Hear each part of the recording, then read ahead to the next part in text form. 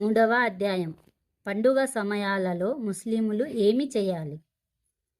అల్ బరా రజియల్లాహు అన్హు ఇలా ఉల్లేఖించారు, నేను పండుగ రోజున దైవ ప్రవక్త మహాశయులు ముహమ్మద్ సల్లెల్లాహు అలైహి వసల్లం ఇలా ఉపదేశిస్తూ ఉండగా విన్నాను.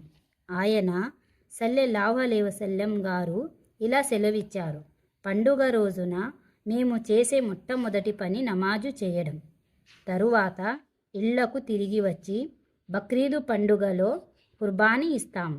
ఎవరైతే ఇలా చేస్తారో వారు మా సంప్రదాయాన్ని పాటించినట్లు. హజరత్ ఆయిషా రజియల్లాహు అన్హా ఇలా ఉల్లేఖనం. ఆమె రజియల్లాహు అన్హా ఇలా అన్నారు, హజరత్ అబూబకర్ రజియల్లాహు అన్హు వచ్చారు. ఆ సమయంలో నా వద్ద ఇద్దరు అన్సారీ బాలికలు కూర్చొని ఉన్నారు. వారు బుఆస్ యుద్ధం జరిగినప్పుడు పాడిన గేయాలనే అప్పుడు కూడా నా దగ్గర కూర్చొని పాడుతున్నారు. హజరత్ ఆయిషా రజియల్లాహు అన్హా ఇలా అన్నారు, ఈ బాలికలు వృత్తిపరంగా పాటలు పాడేవారు కారు. అప్పుడు హజరత్ అబూ బక్కర్ రజియల్లాహు అన్హు ఇలా అన్నారు, అయ్యో ఇదేమిటి, ఈ శైతాని పాటలు దైవ ప్రవక్త సల్లెల్లాహు అలైహి వసల్లం గారి ఇంట్లోనా? మరియు ఆ రోజు పండుగ రోజు.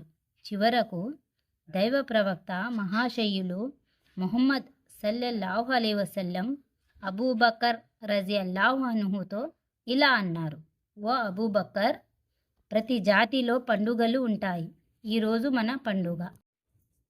హజరత్ అనస్ రజియల్లాహు అన్హు ఉల్లేఖించారు, ఆయన ఇలా సెలవిచ్చారు, దైవ ప్రవక్త మహాశయులు ముహమ్మద్ సల్లెల్లాహు అలైహి వసల్లం ఈదుల్ ఫిత్ర్ నాడు కొన్ని ఖర్జూరపు పండ్లు సేవించనంత వరకు నమాజు కోసం వెళ్ళేవారు కాదు.